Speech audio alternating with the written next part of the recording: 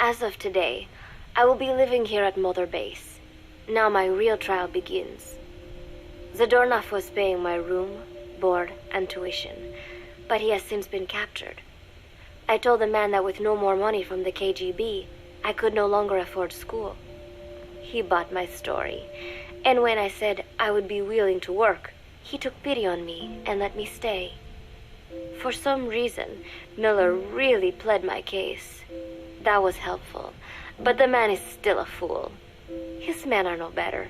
They think their training makes them strong, but that kind of strength is nothing in the face of true power. And better yet, they wait on me hand and foot, believing I am just a schoolgirl. Looks like I won't be working too hard after all. Just today, while scouting out the living quarters, I saw a group of them in the corner of the deck making a fuss. Going over for a look, I saw they were feeding a kitten. A bunch of grown hard men, and they're the ones acting like schoolgirls. Look, isn't he cute? What is wrong with them? Disgusted, I just nodded and smiled. I must stay in character after all. I indulged their chit-chat for a few moments. Then one of them asked me to give the thing a name. They had just taken it from its mother. I named it Nuke. I improvised some nonsense about how our compassion for living things can help prevent wars. The men gave me a little fish. I held it out in my palm, and the kitten happily ate it up. What a pathetic, feeble creature. It sickens me. Today, Chico invited me to go fishing with the soldiers. I suppose finding one's own food does have its merit, but I prefer not to be involved in such a degrading task.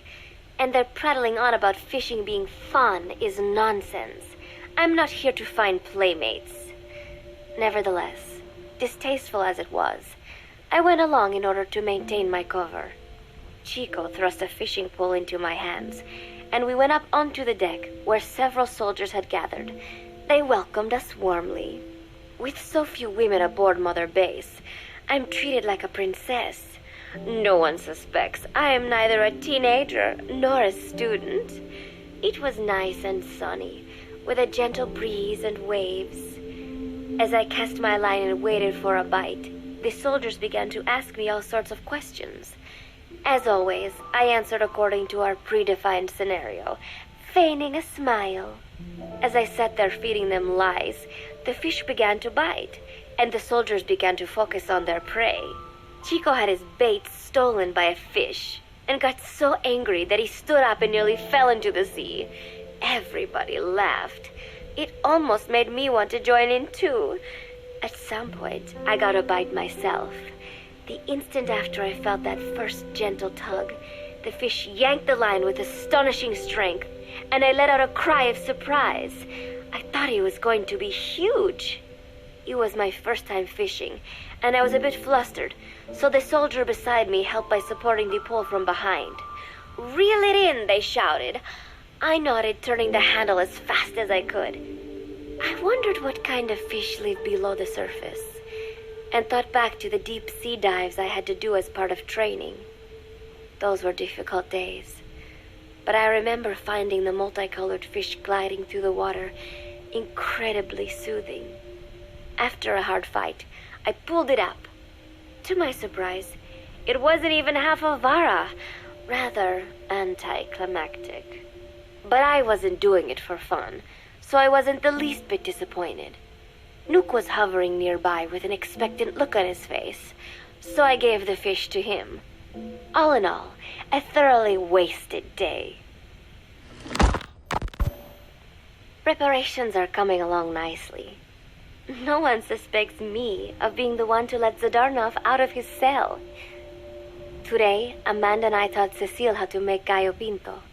It is a simple home-cooked dish consisting of black frijoles mixed with arroz. It is well known throughout Central America, not just in Costa Rica, so it is no surprise that a Nica like Amanda would be good at making it. But I was raised in the States from a very young age, and could hardly even remember my mother's gallo pinto. having to make chit-chat with that clueless bird lover and the so-called revolutionary was excruciating.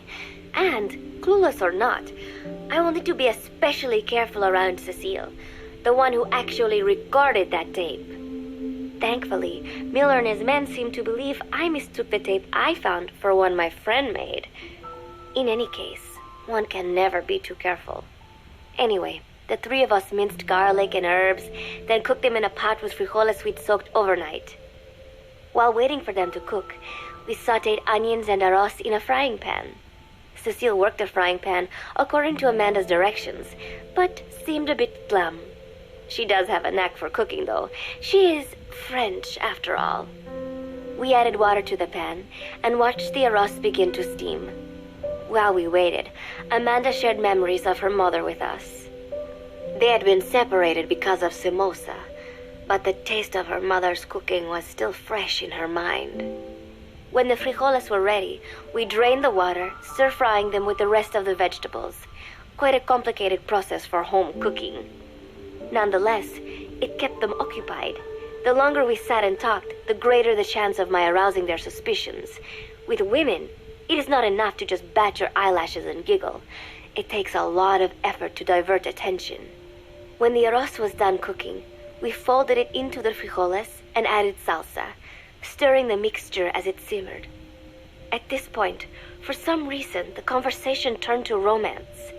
Why does it have to be that way whenever women get together and chat? Cecile fancies herself to be well-versed in such matters, and gave Amanda all sorts of advice. It was harmless enough, until, to my irritation, she began pestering me whether there was anybody I liked.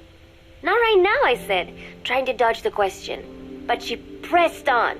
It's Snake, isn't it? I gritted my teeth and played it coy. Maybe. Cecile nodded and giggled. He is pretty sexy, isn't he? What a ditz. It's all I can manage to just survive. The thought of romance has never once crossed my mind. I have no interest in that kind of man. Soon enough, a rich aroma began to fill the room.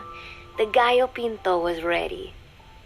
New came over and rubbed up against our legs, looking for a handout. Unfortunately, it was not the kind of food a cat would like. We let a few of the soldiers have a bite, and then headed off to the mess hall. The home-cooked flavor we'd achieved was a big hit with the men of MSF. Not that we are trying to impress them or anything. Even I could manage a dish like that. Snake enjoyed it too. Let me make this absolutely clear. I have no interest in that man.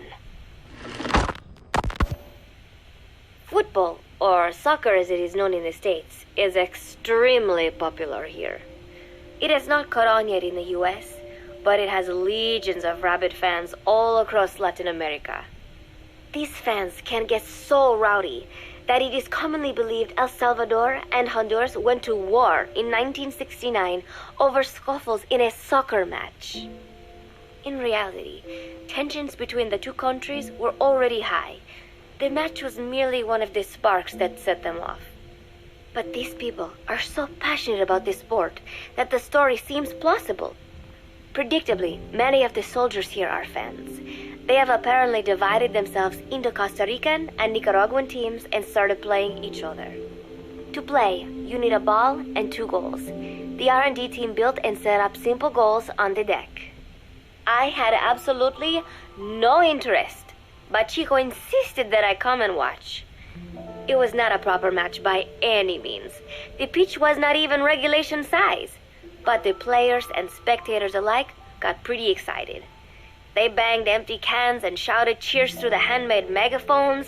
It almost felt like carnival.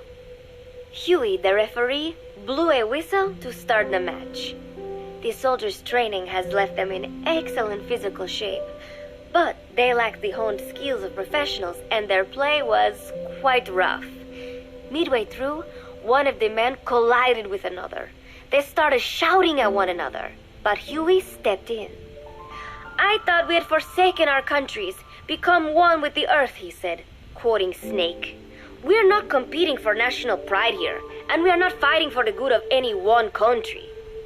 This is not a war. Soccer is a peaceful sport, am I right? The soldiers nodded. They know the pain of war, and they share Snake's vision. Perhaps that is why all this resonates with them. Team Costa Rica was down a man, and somehow I was picked to fill in. Costa Rica had the advantage up until that point. I suppose Huey wanted to keep it balanced. The soldiers agreed with Huey's call. Maybe the Costa Rican players felt an even matchup would be more fun, too. I could not be bothered to run at first, but chasing the ball out there in the hot sun, I was soon drenched in sweat. Before long, I found myself actively seeking out the ball, partially out of desperation. I picked up a loose ball deep on the opponent's side of the field. Even though he's Nicaraguan, Chico cheered me on, yelling, "Go for it, shoot!" I launched the ball as hard as I could, only to have it blocked by the keeper. Disappointment only increased my determination. In the end, I didn't score a single goal, and Costa Rica gave up its lead. It was really close, though. We congratulated each other on a good match and sprawled out in the shade on the deck, exhausted. The ocean breeze felt so nice on my sun-soaked body. Nuke came over. It is one of his favorite spots, and stretched out next to me. And together, we watched fluffy white clouds drift lazily across the clear blue sky.